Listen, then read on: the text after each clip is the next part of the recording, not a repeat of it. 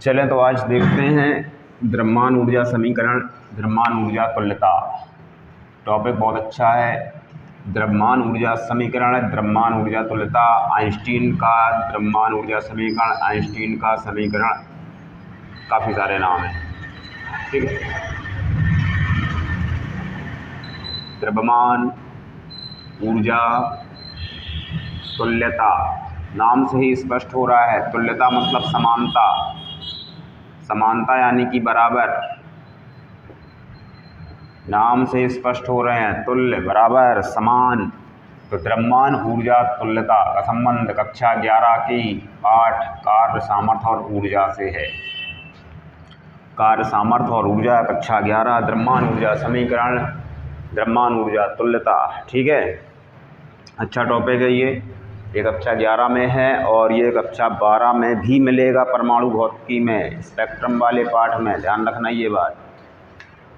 तो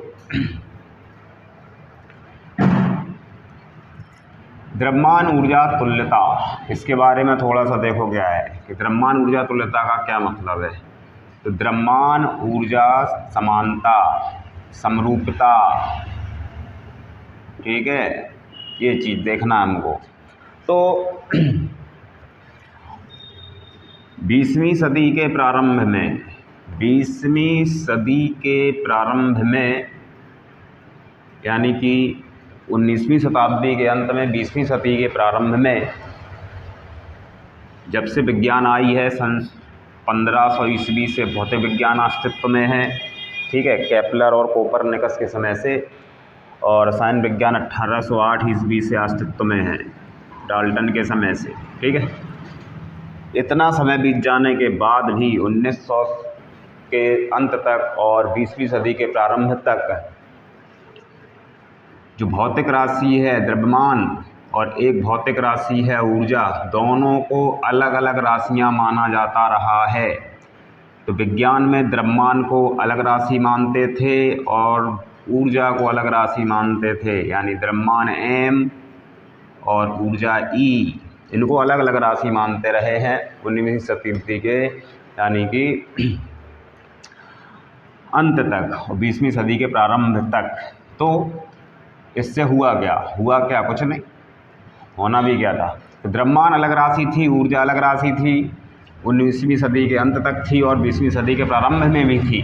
ठीक है, लेकिन होता क्या है, इसी बीच घटना घट जाती है और घटना घटाने वाले महान वैज्ञानिक अल्बर्ट आइंस्टीन, सब नाम जानते हैं आइंस्टीन का, अल्बर्ट आइंस्टीन।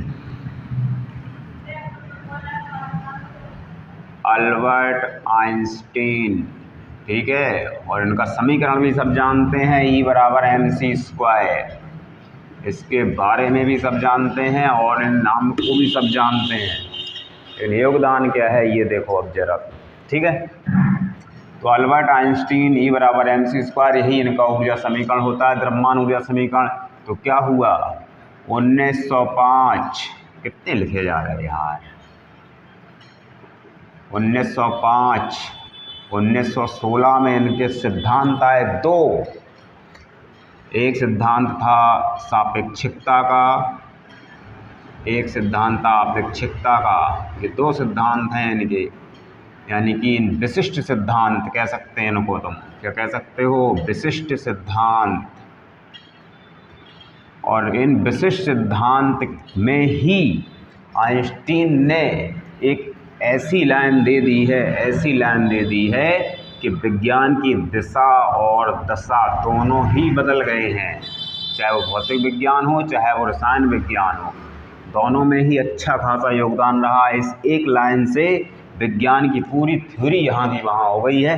फिर लाइन देखिए जरा क्या है, यानी कि जब आइंस्टीन ने सापेक्षिकता का विशिष्ट सिद्धांत दिया, और सिद्धांत ऐसा वैसा नहीं है वो, और सिद्धांत ने विज्ञान को पूरी तरह से बदल के रख दिया। और इसी बात के ऊपर, इतनी खोज के ऊपर, इस आविष्कार के ऊपर उनको नोबेल पुरस्कार मिला है। आइंस्टीन को नोबेल पुरस्कार मिला है इस सिद्धांत के ऊपर। समझ रहे बात को। नोबेल पुरस्कार मतलब जानते हो, 8 साढ़े 8 लाख डॉलर। यानी कि करीब 8.5 करोड़ के आसपास रुपए, इतनी राशि मिलती है नोबेल पुरस्कार में। नोबेल पुरस्कार मिला है आइंस्टीन को इस सिद्धांत के ऊपर, और इसी सिद्धांत से टॉपिक निकल के आता है द्रव्यमान ऊर्जा तुल्यता, जो कि ये मानते थे पहले सभी वैज्ञानिक और विज्ञान की द्रव्यमान एक अलग राशि है और ऊर्जा एक अलग राशि है। लेकिन आइंस्टीन आए और उन्होंने ये सब उठापटक कर दी और बोल दिया कि द्रव्यमान और ऊर्जा अलग अलग नहीं हैं, द्रव्यमान और ऊर्जा अलग अलग नहीं हैं, ये एक दूसरे के समतुल्य हैं, ये एक दूसरे के समरूप हैं। यानी कि द्रव्यमान को ऊर्जा में और ऊर्जा को द्रव्यमान में बदला जा सकता है। द्रव्यमान को ऊर्जा में और ऊर्जा को द्रव्यमान में बदला जा सकता है। ये कक्षा 9th में भी है ये समीकरण, ये कक्षा 11 में भी है ये समीकरण, ये कक्षा 12 में भी है ये समीकरण, केवल 10 में नहीं है ये समीकरण। 10th में नहीं है ये, 9th में है, 11th में है, केमिस्ट्री में है, फिजिक्स में है। कहीं पे भी परमाणु की बात आएगी इस समीकरण की बात आएगी, कहीं पर, ठीक है। E बराबर mc² द्रव्यमान ऊर्जा समीकरण। तो द्रव्यमान को ऊर्जा में और ऊर्जा को द्रव्यमान में बदला जा सकता है। ये आइंस्टीन का ये जो चित्र है ये कहाँ है, सापेक्षिकता के विशिष्ट सिद्धांत में, ये सिद्धांत में इसका उल्लेख किया गया है। और इस आधार पर ये कहते हैं आइंस्टीन की अगर हम किसी वस्तु के द्रव्यमान को नष्ट करते हैं, द्रव्यमान में क्षति पहुंचाते हैं, तो ऊर्जा उत्पन्न हो जाएगी उस द्रव्यमान के नष्ट होने पर। और अगर हम किसी वस्तु को ऊर्जा दे देते हैं तो उस वस्तु का द्रव्यमान बढ़ जाता है। समझ रहे बात को।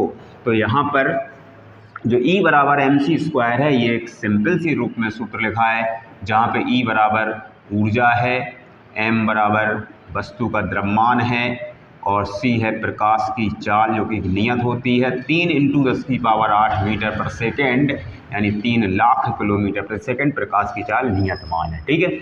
लेकिन इस समीकरण का ये जो रूप है ये थोड़ा सा धुंधला सा है, धुंधला मतलब अस्पष्ट है, ये कक्षा 9th के हिसाब से सही है, ठीक है।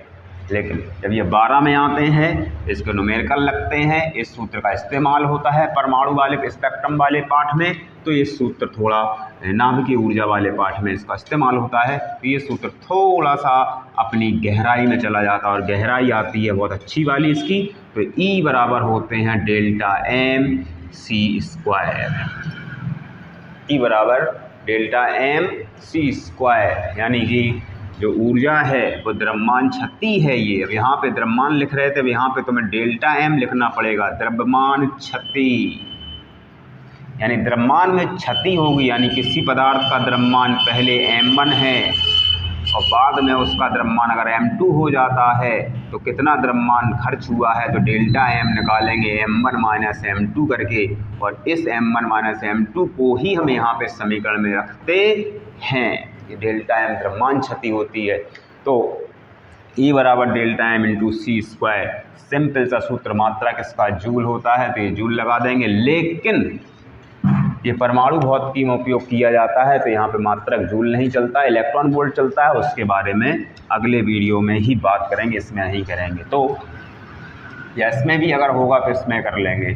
तो यहाँ पे द्रव्यमान ऊर्जा समीकरण या द्रव्यमान ऊर्जा तुल्यता, तो इसमें क्या लिखना है, इसमें ये लिखना है कि 20वीं सदी के प्रारंभ तक यह माना जाता रहा है कि द्रव्यमान और ऊर्जा एक अलग अलग राशि हैं, जबकि आइंस्टीन के सापेक्षिकता के विशिष्ट सिद्धांत के अनुसार आइंस्टीन ने यह बताया कि द्रव्यमान और ऊर्जा अलग अलग भौतिक राशियां नहीं हैं, जबकि एक दूसरे के समतुल्य राशियां हैं या एक दूसरे के समरूप हैं।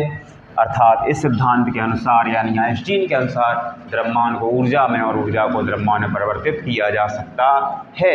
यानी यदि किसी पदार्थ के द्रव्यमान को नष्ट किया जाए तो उससे ऊर्जा उत्पन्न हो जाएगी, और यदि किसी पदार्थ को ऊर्जा दे दी जाए तो उस पदार्थ का द्रव्यमान बढ़ जाएगा। ये इनका स्पष्टीकरण है। यानी कि जैसे हमारे पास एक यहाँ पे कोई गेंद है ये आकार की, और एक हमारे पास ये फ्रेम है इस आकार का, इसी आकार का, इससे गेंद आसानी से निकल जाती है। तो इसका द्रव्यमान अभी क्या है, m2 है, कुछ भी हो। और उसके बाद अगर इस गेंद को अगर हम गर्म कर दें, ऊष्मा दे दें, तो ये गर्म हो जाएगी, इसके आकार में वृद्धि हो जाएगी, और जब हम इसको यहाँ से निकालेंगे तो ये निकल नहीं पाएगी। लेकिन इसका द्रव्यमान जो m2 आप नापोगे तो पहले जितना नहीं निकलेगा, पहले से बढ़ा हुआ द्रव्यमान मिलेगा। तो हमें यहाँ पे मिलेगा डेल्टा एम। कितना बढ़ा, तो ये वृद्धि आ जाएगी निकल के, क्योंकि ऊर्जा उसने ग्रहण की है, तो इससे उसका द्रव्यमान बढ़ जाएगा कुछ ना कुछ। ठीक है, तो ये समीकरण हमारा होता है E बराबर डेल्टा एम इंटू सी स्क्वायर, और मात्रक इसका जूल होता है। जूल को चूँकि अभी नहीं लगाएंगे, इलेक्ट्रॉन वोल्ट लगाते हैं इसमें, लेकिन नॉर्मली जूल का इस्तेमाल कर लेते हैं ऊर्जा के लिए, चूँकि एमकेएस पद्धति में ऊर्जा का मात्रक जूल होता है, जबकि इस सूत्र का अधिकतर इस्तेमाल जो होता है वो परमाणु भौतिकी में होता है, जहाँ पे ऊर्जा के मात्रक का इस्तेमाल जो करते हैं वो इलेक्ट्रॉन वोल्ट करते हैं। ठीक है, तो यदि द्रव्यमान में क्षति डेल्टा एम का मान अगर हम 1 किलोग्राम ले लें, तो E बराबर 1 किलोग्राम इंटू सी स्क्वायर, यानी कि 3 इंटू 10 की पावर 8 का होल स्क्वायर। तो E बराबर 1 इंटू 9 इंटू 10 की पावर 16, यानी E बराबर 9 इंटू 10 की पावर 16 जूल ऊर्जा उत्पन्न हो जाएगी 1 किलोग्राम के द्रव्यमान की क्षति होने पर, आइंस्टीन के अनुसार प्रकाश की चाल। ठीक है, तो ये टॉपिक हमारा होता है ख़त्म। द्रव्यमान ऊर्जा तुल्यता आप समझ गए होंगे। इसके बाद तो इसका इस्तेमाल जो है वो हमारा परमाणु भौतिकी में होता है और रसायन विज्ञान में भी होता है, जिससे यहाँ पे हम द्रव्यमान को ऊर्जा में या ऊर्जा को द्रव्यमान में परिवर्तित करते हैं। तो एक बात ध्यान रहे कि अब द्रव्यमान और ऊर्जा अलग अलग भौतिक राशियाँ नहीं हैं। अब ये क्या होती है, एक दूसरे के समरूप होती हैं, एक दूसरे के बराबर होती हैं, एक दूसरे के तुल्य होती हैं। यानी ऊर्जा को आप द्रव्यमान में और द्रव्यमान को आप ऊर्जा में बदल सकते हैं। तो इससे पूरी विज्ञान की दुर्दशा पूरी बदल गई है, क्योंकि बहुत सी चीज़ें ऐसी थी जिसमें द्रव्यमान अलग माना जाता रहा, ऊर्जा अलग मानी जाती रही, लेकिन इसके बाद आने के बाद ही परमाणु भौतिकी का पूरा विकास हो पाया है, क्योंकि बिना इसके ये होना ही असंभव है। ठीक है, तो जब कक्षा 12 में प्रकाश वैद्युत प्रभाव पढ़ेंगे आप, फोटो इलेक्ट्रिक इफेक्ट, तब जाके इस समीकरण का भी उपयोग वहाँ पर भी होता है। ठीक है, और इसी समीकरण के आने के बाद ही तुम्हारा डी ब्रोगली तरंग समीकरण आया था। अगर इस समीकरण का इस्तेमाल नहीं करोगे तो आप डी ब्रोगली तरंग समीकरण को प्राप्त नहीं कर पाओगे, जिसमें प्रकाश को कण और प्रकाश को तरंग दोनों ही रूपों में स्पष्ट किया गया है। उस समीकरण को डी ब्रोगली तरंग समीकरण कहते हैं। ठीक है, तो ये हमारा द्रव्यमान ऊर्जा समीकरण हो जाता है E बराबर डेल्टा एम इंटू सी स्क्वायर। और अगर तुम्हें नॉर्मली लिखना है तो E बराबर एम सी स्क्वायर भी लिख सकते हो, लेकिन इसका सही जो सूत्र है जो कि स्पष्ट हर चीज़ को बताता है वो हमारा डेल्टा एम होता है, क्योंकि डेल्टा एम द्रव्यमान क्षति है, एम यहाँ पे द्रव्यमान व्यक्त कर रहा है। ठीक है, क्लियर? ठीक है, तो अब इसके बाद हम इसी वीडियो में देखे ले रहे हैं कि इलेक्ट्रॉन वोल्ट। ठीक है, तो इलेक्ट्रॉन वोल्ट के लिए ज़रा देखिए, आप ज़रा अच्छे से समझिए, क्योंकि इसका भी इस्तेमाल विज्ञान की कुछ कॉमन चीज़ें ऐसी होती हैं फिजिक्स की, जो कि केमिस्ट्री में भी इस्तेमाल होती हैं, फिजिक्स में इस्तेमाल होती हैं, और ये हर जगह होती हैं। ये बात आप ध्यान रखना। ठीक है, तो इलेक्ट्रॉन वोल्ट भी ऐसा ही एक चिड़िया का नाम है, छोटे ई हैं और बड़े वाले भी हैं, इलेक्ट्रॉन वोल्ट। अब आप ज़रा देख सकते हैं कि इसका संबंध किससे हो रहा है।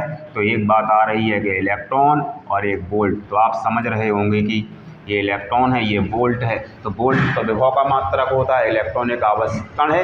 तो क्या इसका संबंध विद्युत से है? क्या इसका संबंध विद्युत क्षेत्र की तीव्रता से है? क्या इसका संबंध करंट से है? नहीं। क्या?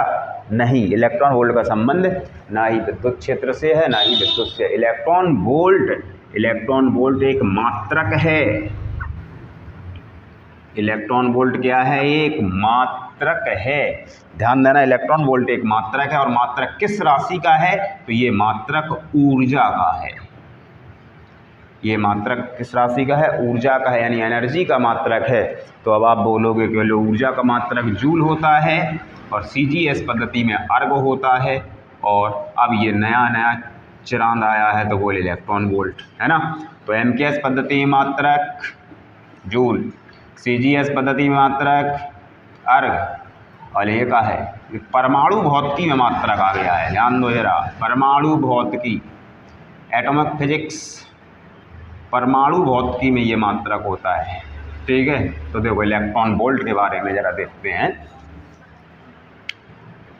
Electron volt, small E capital V, electron volt, तो ये एक ऊर्जा का मात्रक है।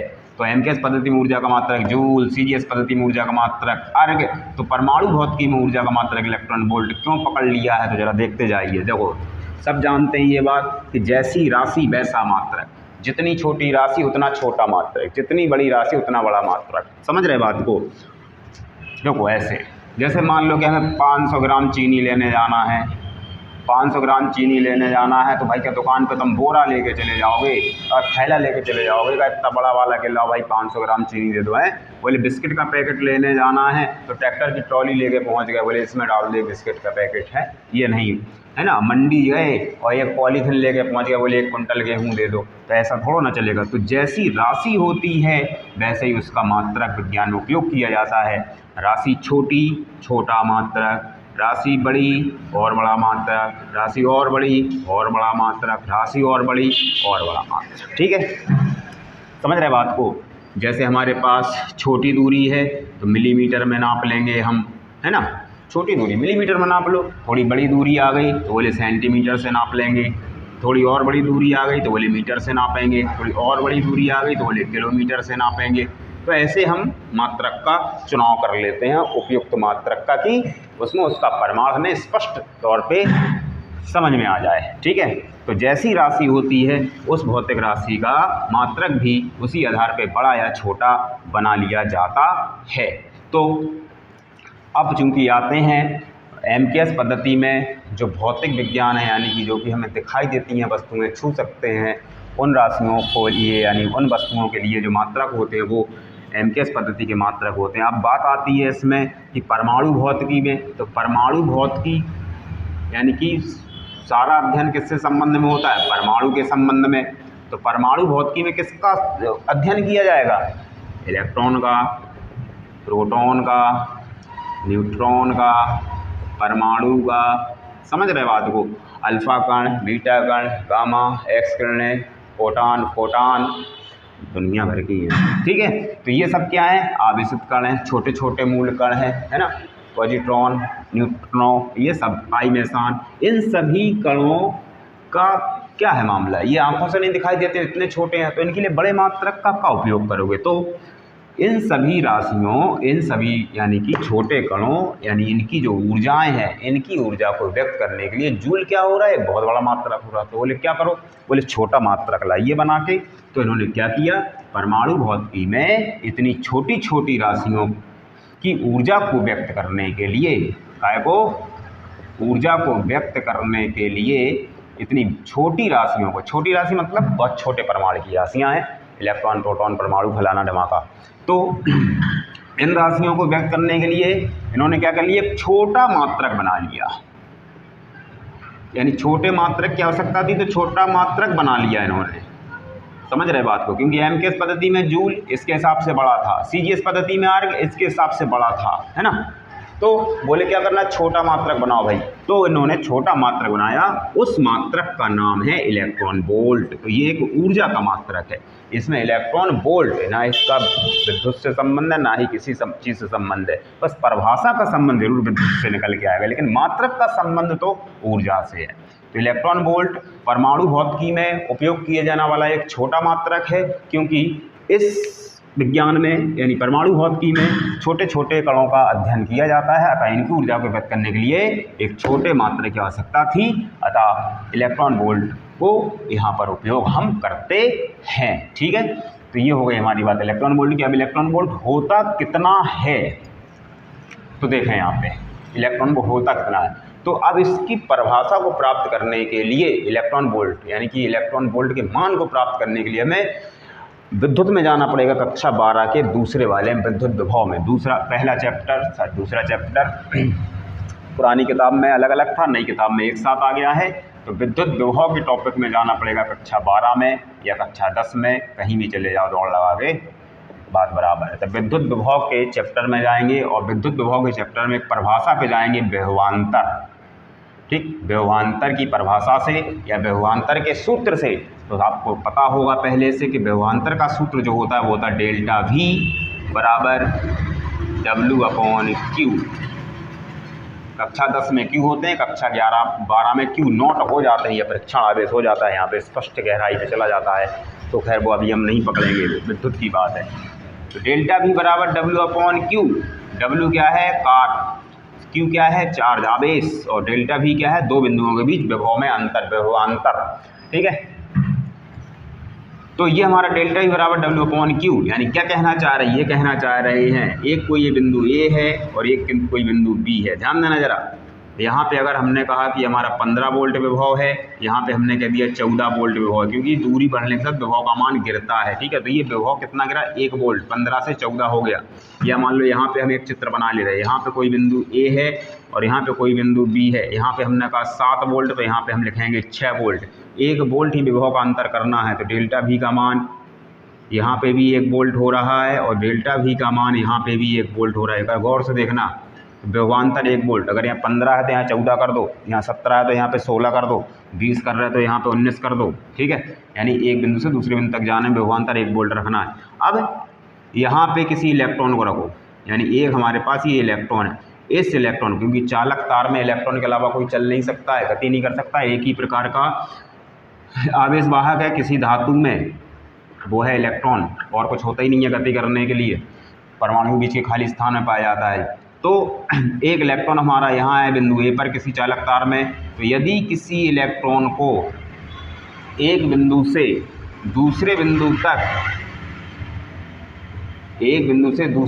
तक ले जाया जाए, तो किया गया जो कार्य होता है या सेल के द्वारा जो ऊर्जा खर्च होती है, उस ऊर्जा को या उस कार्य को हम 1 इलेक्ट्रॉन वोल्ट ऊर्जा या 1 इलेक्ट्रॉन वोल्ट कार्य कहते हैं। जबकि उन बिंदुओं के बीच विभवांतर का मान 1 वोल्ट होना चाहिए।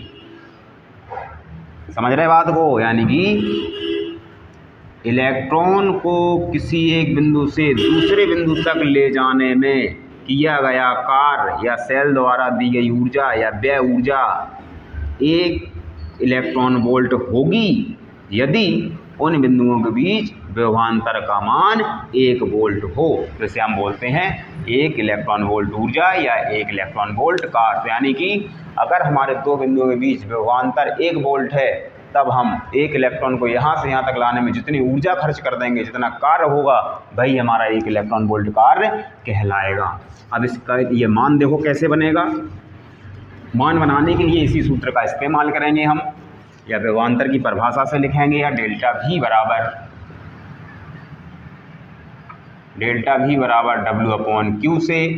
तो यहाँ पे हमें चूंकि ये कार्य का ऊर्जा का मात्रक है, तो ऊर्जा को पकड़ के लाना है, तो W बराबर Q × डेल्टा V, ये सूत्र बना लेंगे।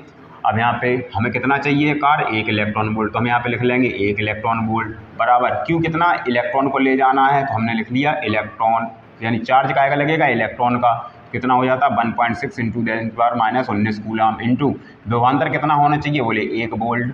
तो 1 इलेक्ट्रॉन वोल्ट बराबर 1.6 × 10⁻⁻19, और ये सूत्र जो है ये क्या है? एमकेस पद्धति का सूत्र है, तो आगे लग जाएंगे जूल। ठीक है, तो इसमें सारी राशियाँ क्या एमकेस पद्धति की। तो 1 इलेक्ट्रॉन वोल्ट बराबर 1.6 × 10⁻⁻19 जूल होते हैं, यानी कि 1 इलेक्ट्रॉन वोल्ट बराबर इतने जूल होते हैं। तो अब आपको पता ही होगा कि इलेक्ट्रॉन वोल्ट कैसा मात्रक है? छोटा। जूल कैसा मात्रक है? बड़ा। ठीक है, अब जब हम छोटे मात्रक से बड़े मात्रक में जाते हैं किसी भी राशि में, तो जितने के वो बराबर होता का है उतने का हम गुणा कराते हैं, जब छोटे से बड़े में जाते हैं। ठीक है, और जब बड़े से हम छोटे मात्रक में जाते हैं तो जितने के बराबर होता है उतने का भाग करा देते हैं। तो अगर हमें इलेक्ट्रॉन वोल्ट से जूल में जाना है, क्या में जाना है? जूल में बदलना है राशि को। इलेक्ट्रॉन वोल्ट से जूल में बदलना है, तो अगर हमें यहाँ से यहाँ बदलना है, यानी कि इलेक्ट्रॉन वोल्ट से जूल में बदलना है, यानी छोटे से बड़े में बदलना है। छोटे से बड़े में जाने पर क्या कराएंगे? भाग कराएंगे, और बड़े से छोटे में जाने पर क्या कराएंगे? गुणा कराएंगे। ठीक है, तो बड़े से छोटे में गुणा, छोटे से बड़े में भाग। तो इलेक्ट्रॉन वोल्ट से जूल में बदलने के लिए, इलेक्ट्रॉन वोल्ट से जूल में बदलने के लिए तो छोटे से बड़े में जा रहे हैं तो भाग करा देंगे।